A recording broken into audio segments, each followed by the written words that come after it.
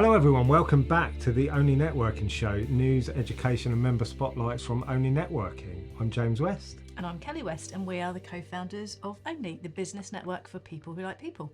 Fantastic. Welcome back, Kelly. Thank you. Well, you were back last month, but welcome again. Thanks for recognising that, yeah. Good stuff. So we've got loads coming up on the show. We're going to talk about personal brand, why that's so important, particularly in a networking context. We've got Kelly's next networking gem. We've also got a very special guest, Sas Soubhi, Business Medics. Welcome to the show, Sas. Thank you very much, James. Kelly, James, lovely to be here. Fantastic. We're looking forward to getting to know you a little bit later. We've got an interview with you, but you'll be involved. You're not getting out of it. So let's go around the network. Let's talk about ONLE Talk. So last month it was Nisha Hack talking about personal brand. Very well received ONLE Talks as it was. The thing that I took from it, and I'll ask you guys about takeaways from it, but when you talk about brand within business, people typically think about their business brand. So they try and curate their business brand through their logo, through their social media, etc. But they don't tend to think about personal brand. And of course, as we were talking about in terms of networking, personal brand's all you've got. Your business brand doesn't really mean anything in that context. And it's also getting away from this idea that then, okay, the bit where I can impart my personal brand is the bit where I get to speak. So your kind of 60-second typical intro. But of course, it's not that, is it? It's actually the 90 minutes or however long that networking event is. The whole time you are pushing or imparting the idea of your personal brand through your behavior.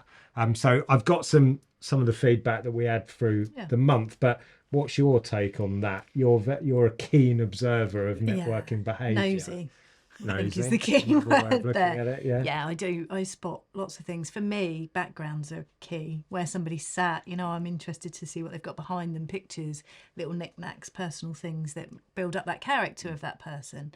I think that you can do that in person as well, how somebody is dressed or the accessories they're wearing, that sort of thing. So I don't think that that's exclusive necessarily to just online, but I don't think people realise what they're doing when they're not doing things sometimes. And I think it's quite easy, particularly if you're nervous, to be so intent on needing to do my bit and then the relief when you've done your bit that you can sometimes forget that if you've drifted off, people are watching you. They can see you've done that.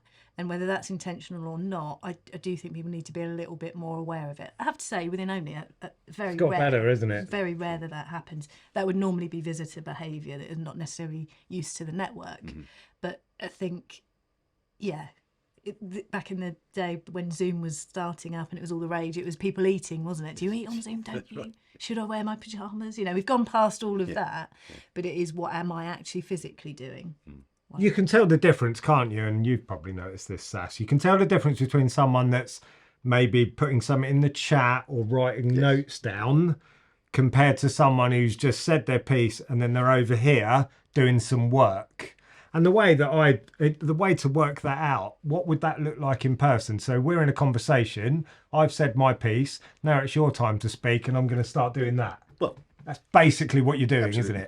Isn't it? It's no different to being in a one-to-one situation with someone in a, say, a hotel or somewhere you're meeting for a networking thing, and suddenly you start looking over there. Yeah, it's going to send out all sorts of wrong messages to people, and ultimately it's going to probably make you think a little bit less of that individual, Yeah. But can I just say one thing that I'm reminded of, and it's something that Jeff Bezos, I think it was, of Amazon, came up with. It says personal branding is everything, is what people say about you when you're not in the room. Yes. And I think that's a very important factor here, because it's the impression you're making with individuals when you're. And as you quite rightly say, it's all the things you do after the networking, as much as actually when you're on that call as well. Absolutely. And in-person behaviour, if you go to a networking event and the person that went out of their way to welcome you, to greet you, to make sure you were comfortable, make sure you had a drink, asked you, told you that if you've got any questions, come and speak to me, you'll remember that person favourably. You might not even remember what they do, but you'll remember how they made you feel. That principle, I think we sometimes forget, is exactly the same online, because you'll remember the people that nod, that smile, that react when you say something, because it is nerve-wracking, isn't it? And this is, again, one of those components that build personal brand is around that. Let's talk about the post-meeting behaviour, because there very much is this kind of hit and run. Well, I've been to networking. I said my piece. I was there for 90 minutes. I'm done. It's not true, though, is it? No, it's not. And it depends what you go networking for, ultimately, doesn't it? You know, if you are literally there to collect business cards, as it was in the old days, to put in your Rolodex because you've got loads of connections, fine, you've done the tick box exercise. But if you are there genuinely to build connection, community, business opportunities, you've got to put the effort in, haven't you? You know, this is be the same as, like you say, you're putting out a social media post and expecting £500,000 worth of business to come in as a result. It's not going to happen, is it? You've got to put effort in to nurture these things. So I think we said this on the Gem last month, didn't we? Kind of alluded to this, might have been the month before, but almost under promise, over deliver. You know, you don't have to say you want 10 one-to-ones with people. You don't have to say you've got all of these connections for people. Use it when you know you do, and then it comes across as much more powerful, because it's not expected. It's just it should be used when it is relevant. I'm still quite surprised how often, I mean, we produce an attendance sheet, so you've got all of the details of the people that are at that networking group. I don't think people allocate any time to the post-networking activity, because I would say 9 times out of 10, I'll then go through LinkedIn, I'll connect with that person, and I'll go through this once more, because I've said this before. You have to click on their profile, then hit connect, then you can add a note. Because if you just hit the connect button on the search, it just connects you. And if you haven't sent them a message, they'll probably accept the connection request and you'll never have a conversation, and the algorithm will push you apart. Right. So you have to send a personal message, but most people still don't bother, to even connect at all.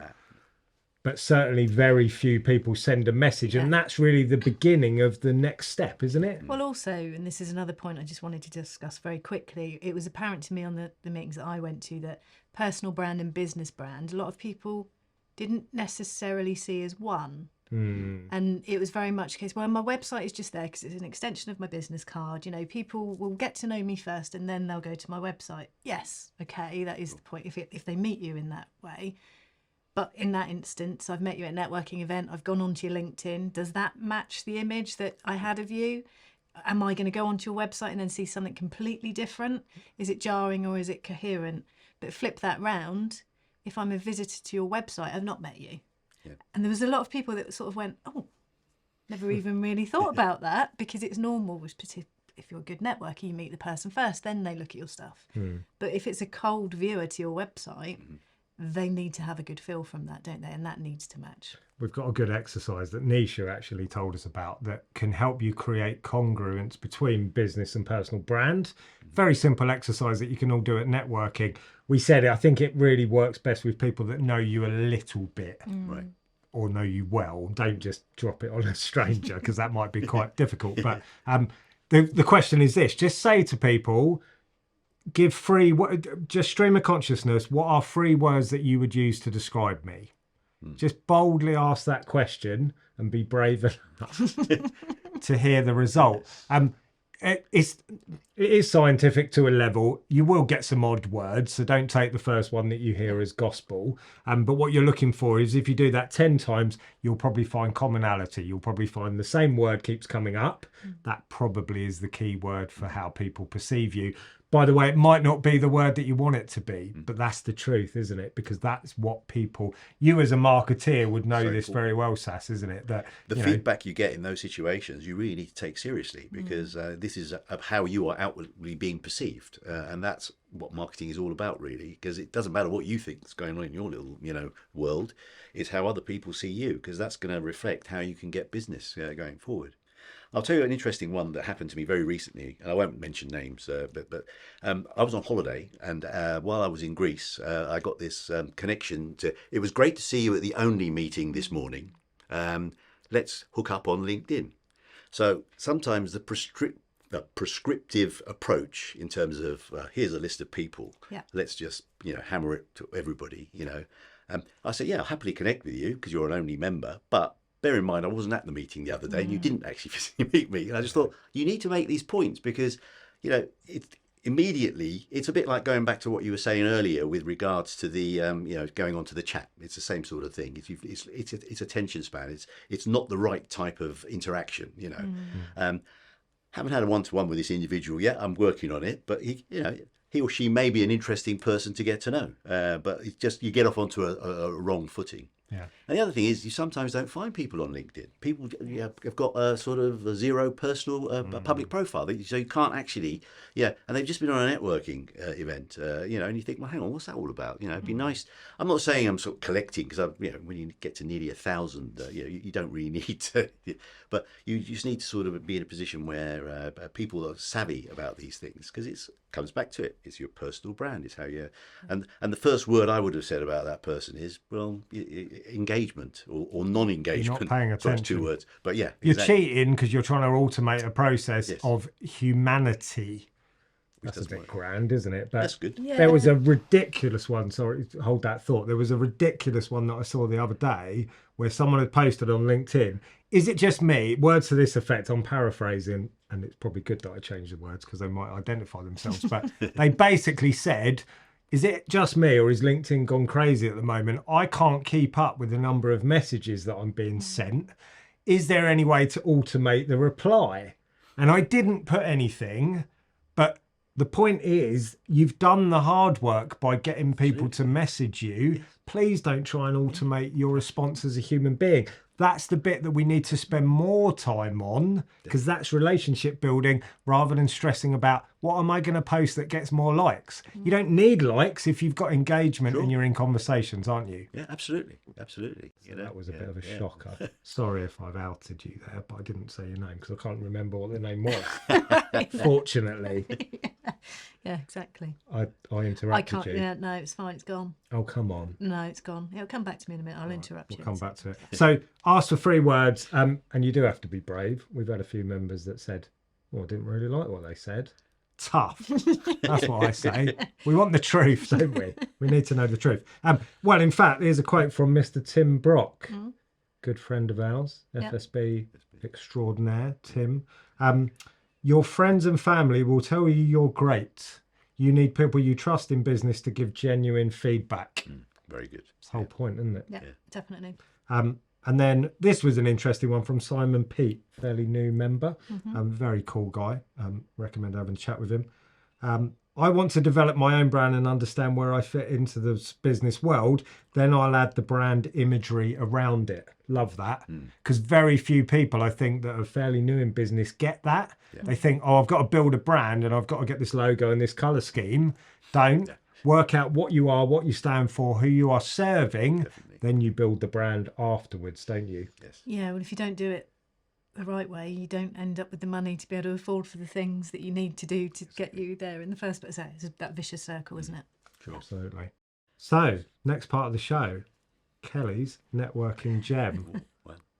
As if it appears here. Well, it literally does. It does literally appear here. Maybe some balloons will fall down, Rob. It's testing the limits here, testing the limits. It will now. This one kind of leading on, I'm reading your notes here because I didn't get that bit down, but leading on from last month's about having a plan while networking. Today I want to talk about the one-to-one and actually getting to know the person you're talking to. Now, we particularly are the network for people who like people. You should be interested in the person, whatever network you are part of. We like to find out the fun stuff, the family stuff, the holiday stories, the da-da-da-da-da, and lots of our members are the same. But I just want to say today that try not to leave a meeting without finding what that person does, what price bracket they're in, what services they offer, what products they have there, what can you sell on their behalf, what are you an ambassador for them for? Because I think we can all get caught up in the conversations, getting near to the end of the time limit, and we go, oh, quickly tell me about what you do. And you are missing an opportunity. So whilst I wouldn't necessarily lead with that, if you do, great. Definitely make it a point to be able to leave that conversation knowing what the person does and the parameters of that. We spoke about this just now as well, didn't we? And I think we were in a network before, Poddy, good old Poddy where we met. They used to randomly get you to introduce another person. We were discussing that just now, weren't we? And that really did show you who listened, particularly when you'd been in the room with someone for 3 years and you went, I don't actually know what they do, because You may have been listening, but it may not have been that well explained. Yes. So again, another opportunity to be able to give good feedback. If you don't understand what that person's telling you, get them to clarify, because you're helping them, because they'll be telling lots of people that, and there'll be lots of people that are confused. It's the kind of counter to that question, and this is probably a BNI derived question, isn't it? Great question. Yeah. What's an ideal referral for you? That's one of the things that we're taught to say, isn't it, if you do BNI? That's right. And it is a good question, but you watch most people stumble. Yeah. They'll kind of go, oh, everyone, or if they're a little bit further down the line, they'll have a rough idea of a kind of target audience. But most people really struggle with that question, don't they? What's your experience of that? Well, I mean, one of the things I do as part of my job really is to encourage people to go niche and make sure that that's the first thing that they do.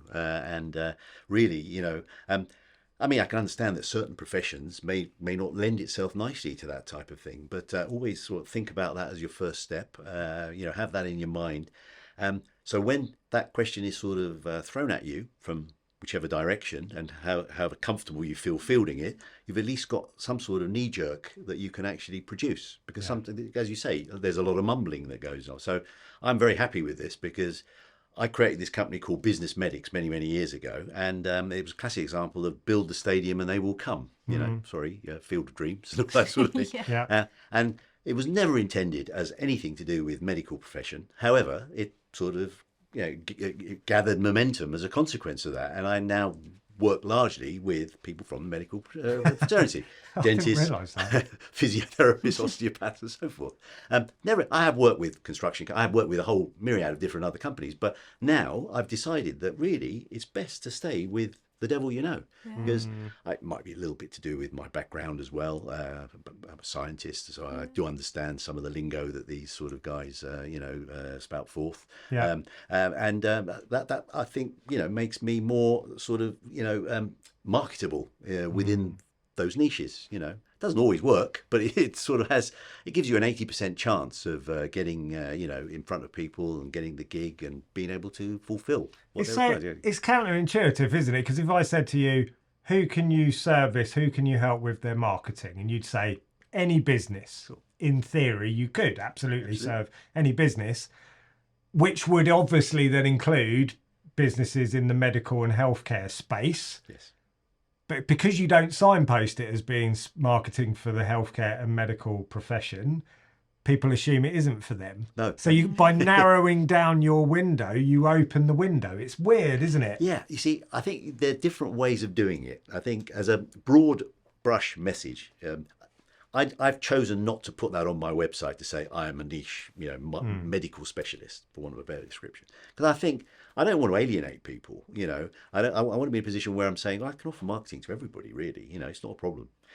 But having said that, what you do is you in your blogs, in your follow-ups, and all the other articles you write, your case studies and so forth, you perhaps category kill on it, and that's really the way I encourage people to develop the niche concept of marketing. Not necessarily take away the opportunity of providing a wide angle service, but at least if people, it's developing that thought leadership, so that people can understand that you are a reasonably good expert in that area. And obviously when you go along to networking meetings and you're asking people for sort of contacts and recommend and referrals and stuff, you sort of get into that groove of asking for the same type of professions every time. So that's how I would manage that personally. What I heard there is that if you want to work with football teams, for example, just call yourself football team marketing. That's a good one. And they'll come flocking. Yeah. Well, I had this discussion yesterday with a visitor to ONLE. Lovely guy, IFA. Hard industry to network because it's a crowded market, of course. So there's a few industries in the same space, aren't there? But he was very happy to be around competition. In fact, enjoyed it, and we had that discussion that actually your competition can give you the best referrals because they understand what you do better than anybody else. Sure. But we talked about Zach from Brighton, another ONLE member. I'm going to probably get this wrong, sorry, Zach, but deferred benefit company pensions. I have no idea what that means, right? Get it right, Zach. Hopefully, let me know. I've no idea what that means, but I have referred one, maybe two people to Zach in the last year because when I've been in a one-to-one, somebody's mentioned it. Yeah. And Zach's the only person I've ever heard say it. So whether that's gone anywhere or not, I don't. But, I know that Zach's that person. Gareth Screech will talk about professional couples between 35 and 45 with at least one child. Right. He wants to help them set up their futures. So, I like all of the IFAs we've got, but they are helping me define who is a good referral for them, because they're giving me the tools to understand what is best for them. It's also a way to be a good networker, because by running people through that exercise, they might not thank you for it at the time because you're kind of stretching their brain, but you're helping them build the right vocabulary to describe what they do to then get referrals, aren't you? And you're also helping yourself, because you're subconsciously then learning the way to present in a way that it makes what you do more understandable to others, isn't it? So that's a very good networking gem. Yeah. Good, thank you. Probably deserves some kind of fanfare or something. Yeah. Trumpet. Trombones, is that a thing? Don't know. I don't know. We'll see what Rob can find in the old animation department. It's time for the final part of the show. So we're going to interview Sas from Business Medics. I've got a bio for you. I'm a bit concerned because it's a bit longer than usual, but it's a good bio, a bit of intrigue in this bio. Oh, good. You don't know this bit yet. Sas is a marketing specialist providing strategy, guidance and outsourced services to businesses who need help with marketing. That bit's fine. Sas has an eclectic background which started in technical research with a brief to create, I can't believe I'm saying this, a concrete cooker. We're going to come back to that later. Good. Which developed into working in senior management and procurement of white goods. Takes all sorts, doesn't it? Fascinating people's career backgrounds. We should do a show just about that. Sas brings a scientific approach to networking. No, that should be marketing. To marketing at a time when so many small businesses seem to be stuck doing stuff rather than measuring efforts and outcomes. Love that. Love it. Very true. That's why you're here. Welcome again to the show, Sas. Thank you very much, James. Fantastic. Very good bio. Much better when someone else helps me write it. He probably knows more about himself than you do, to be fair. Turns out he does. Let's do some questions. So you've been involved in marketing for a long time. Yes. We've got to talk about social media in that context. How do you, how does it fit into marketing? Because I've got this contention that we're a bit over obsessed with social media in terms of marketing. I think I would agree with you, first of all, but I also say it's an integral part of marketing. It's just not the be all and end all. What I always say to people regarding social media is by all means use it as part of your marketing mix, all the different activities you're planning to do. But also bear in mind that it can be quite a time consuming, I think. And I have this sort of, it's never something I've actually put on paper. It's called the sweat versus reward graph, or curve, depending on how it works, Make sure that whatever your energy you're expending into something like that does have some sort of outcome. So that the first thing that should then happen is in your mind, you should be saying, well, okay, I've just spent 3 hours, I've written a post. Writing a post is great because it doesn't have to be social media, because it can go on your website, it can be a blog, it can be whatever. Obviously, and it should be that way around. I would always recommend that the first thing you do should actually always be to upload things onto your website in order to, Google likes it. It sort of immediately says that someone's done something different on their website. Search engines immediately sort of get attracted to that. And then start repurposing it around the different social media things. Now, that could be a quite straightforward exercise. It depends on how adept you are at doing it. Some people go to great lengths and they automate these things as well. Doesn't matter what you do, just make sure that you then look at what you're getting out of it. It's back to the reward. What is the reward? Is there a reward? Because otherwise it's just, you just King Kong beating yourself on the chest and thinking, how wonderful am I? It seems to get a free pass. And I thought about this the other day, and what's a way that I can kind of summarize this issue? So if I said to you as a business owner, I've got an advertising opportunity for you, it's going to cost you £100. What is the first thing that you're going to ask me? What's the expected return? What am I going to get in return for my, we're talking about £100 here. Yes. Yet, as you've said, to do a good social media post will probably take you, a good hour. And if you charge £200 an hour, why are you not then measuring an outcome? Because most people, if you say, well, I looked at the likes and the comments, but that's not an outcome. No, that's not an outcome. So what should we be Well, as a minimum, you should be looking at some sort of interaction, that some people are giving you. First of all, I mean, that's the minimum, that's the baseline. Yeah. So if someone has, and again, it's not just great article, Sas. I mean, that's not going to cut it, really. It's going to be something that's going to move in a inch things forward above the baseline, So you should be saying, are you in a position where someone has expressed some interest which could lead to a dialogue, for example? You can almost call it lead gen, in that respect, because immediately you've elevated off that baseline now, and you're in a position where you're going to pick up the phone or you're going to interactively arrange a meeting. Great, that's a good outcome. It might not come to anything, but these are the positives. These are the really good positives to look out for. Obviously, if someone immediately comes back to you and says, "Hey, I've got 5 businesses, and I think you're the ideal guy to do it," well, happy days. You might get there after about 2 years, and you become the thought leader in your field. If you carry on with the sort of concerted study approach of doing social media as well as all your other, blogging and all the other, you might get there. But don't expect it to happen overnight. Where I think people love social media, it's an extension of personal life, and they I think it's the world we live in as well. I think mobile technology, where it's mobile phones or tablets or laptops, or it's so easily accessible, and we do it for fun with our friends and our families and so forth. This is just a great way, or doing it business now as well. Yeah. But hey, what's happening to the family connections? What's happening to your personal life? What's happening to take those on board as well, because they could potentially be having a damaging effect on in your relationships with your loved ones. It's very true, actually. But I do think with social media in particular, unless you're selling like a 10 quid widget, which is a social media post linking to a website shopping, most of the success, if you're a B2B provider, which most people that go networking are B2B, the next step or the measurable outcome is a conversation. Definitely. So it goes back to that point earlier, doesn't it? If you're trying to outsource the conversation bit or automate the conversation bit, you're going to really struggle to get a result, aren't you? Absolutely. Yeah. Absolutely, yeah. So marketing, you've obviously been in the marketing space for a long time. Yes. What's changed? What opportunities do you think that we've got now that we perhaps didn't when you started? I think one of the interesting things, picking up on what Kelly said just earlier about the IFA, for example, personalization is something that is very, very big at the moment. In other words, and I think you picked up on it from the point of view of people are asking for specific, let's call it demographic, because I'm a marketing guy, I have to say these sort of things, don't I? Specific niches of people, and I think those are very, very important things. The fact that people are saying, I'm actually looking for a specific type of niche, not just in terms of a profession group, but as an individual as well. So it applies to both B2B and B2C. So I think that's a very important point. One of the biggest problems, I'm a classical marketeer, coming back, you can tell from the sort of grey hairs and stuff. Used to be a beard, but it's gone.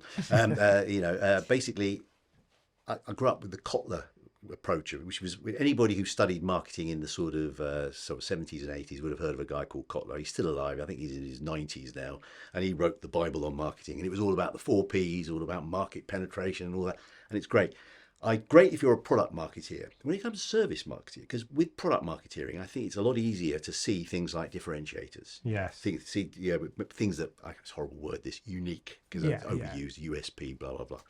When it comes to service, that is a really, really difficult thing, because, you used to get it when I first joined BNI, for example. Oh, we offer a great service. Well, and that's our USP. Well, with all due respect, is that really a USP? And quantify that service. If if you're a boiler engineer, for example, and you've done 100%, work of all the work, and not one person has had a problem with then you can pretty much say you offer an excellent service, but it all has to be quantifiable. I mean, I came from a scientific background where it was a bit of drug research and things like that, and it was always the 99.9% of germs kill. That's that. You never have 100%, but you always get close to it, and that's a shout, and that's something that's worth extolling the virtues of. Yeah. And those are the sort of things that I think is that much harder in service marketing. But it doesn't mean to say you can't do it.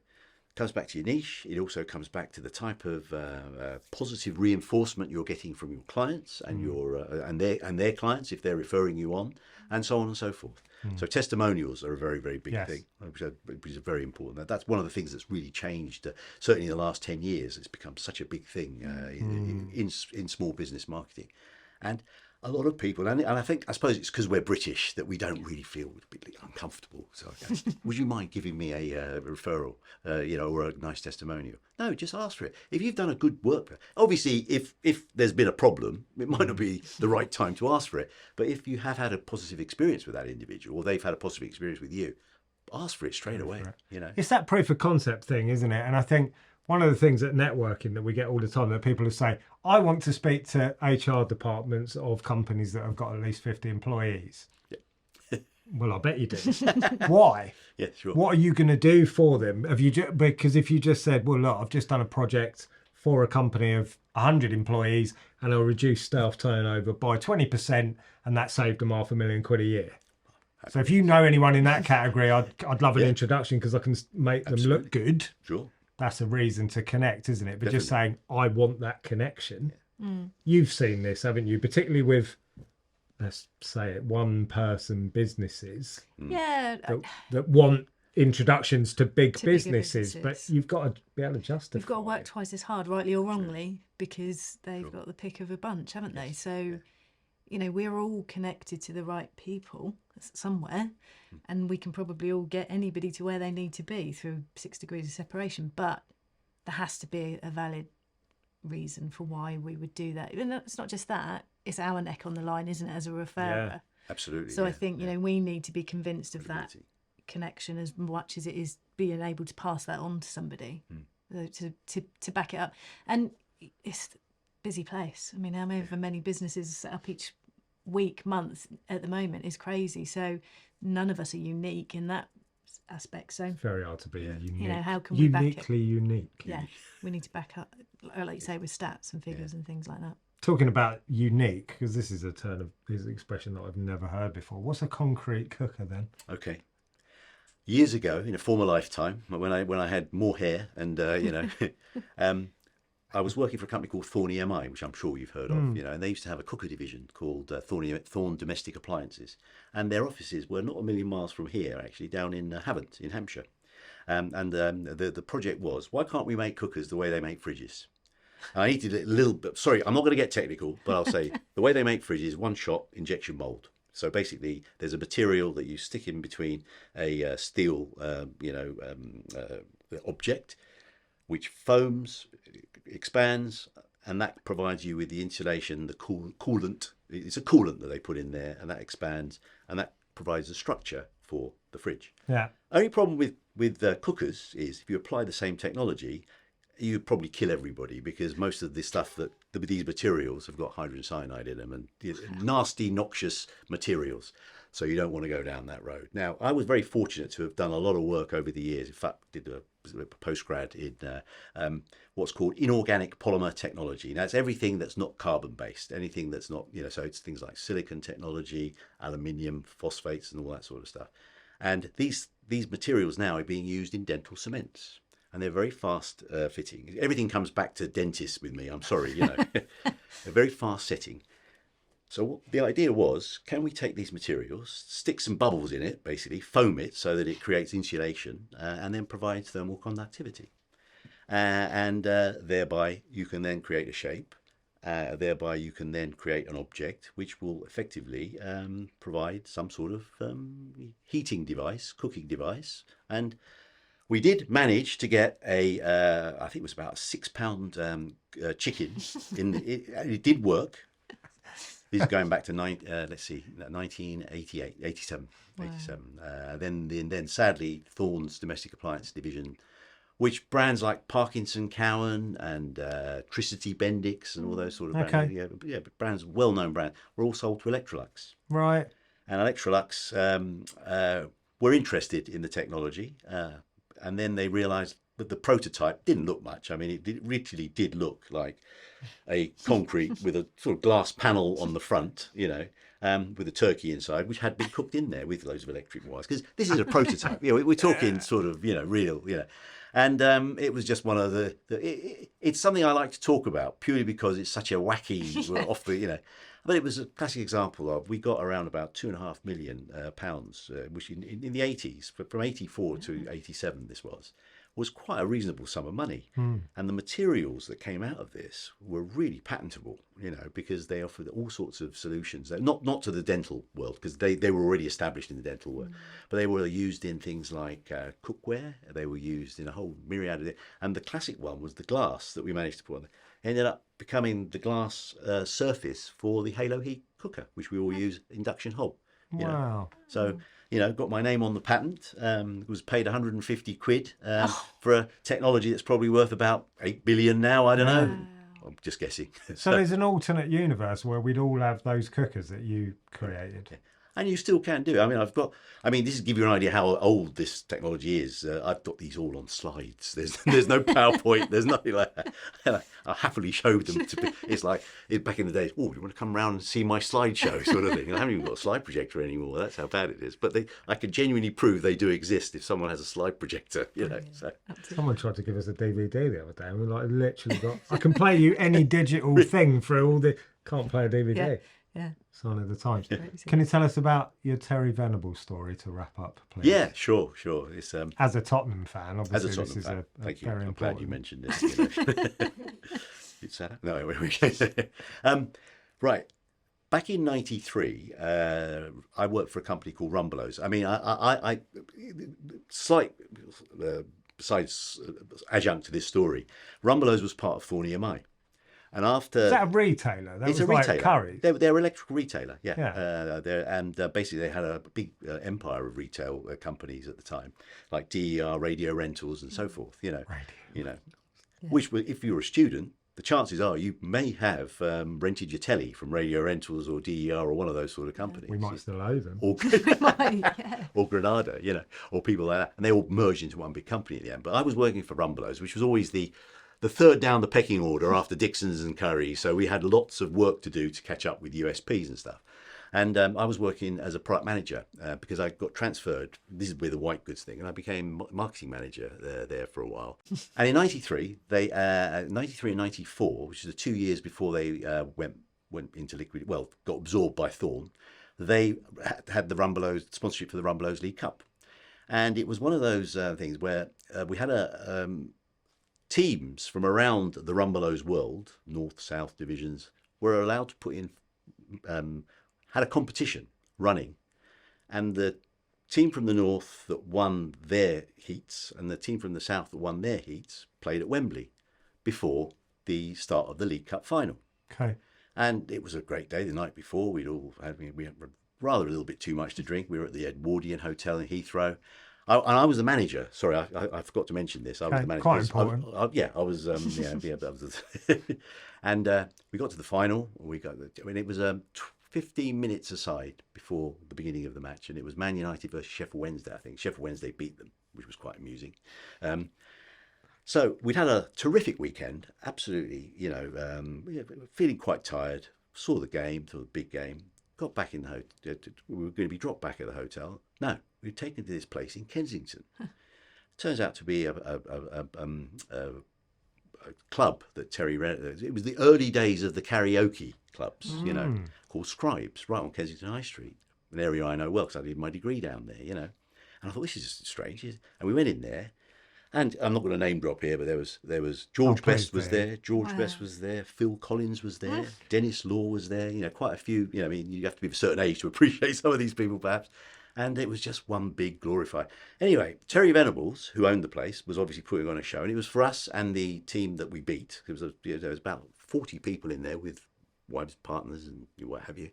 And he said, who's going to come up and do a duet with me? And I think I'd got to that point of no return. And I said, yeah, me. And my partner at the time said, go on. Yeah. She'd just done Hey Big Spender, by the way. So, she had later became my wife as well. He said, what are you going to do then? I said, well, I can only do one type of song, and that's a sort of Frank Sinatra number, and it was My Way. And he said, you start, and I'll come in and we'll duet, Did we duet? I ended up doing the whole lot. And it was never recorded. It was just a load of photos and stuff like that. But great moment, Fantastic. So you sang karaoke in front of Phil Collins. In front of Phil Collins and George Best. And George Best. I like the bit where he said, I won't name drop, apart from the fact that there was others as well there, but I just Can't remember them. Were any of the current Spurs team there at the time? No. Okay, so you didn't get to meet those guys. No, this was he was the Spurs manager at the time. Just before he became England manager. So probably did you a favour that the Spurs team absolutely, were yeah. in front Well, of it was the year they won the FA Cup, actually. Yeah. So there you go, great story. Yeah. So we're ending on a song today, then. Sorry, we're ending on a song today. Are we? Oh no, we're not. Okay. No, we're not. Auto cue, and I'm there. That's brilliant. Absolutely brilliant. Thank you, Sas. Thank you very much. Thanks very much. So there you go. Great show. Yeah. This has been the Only Networking Show. Please like, subscribe, share, and we'll see you again next month.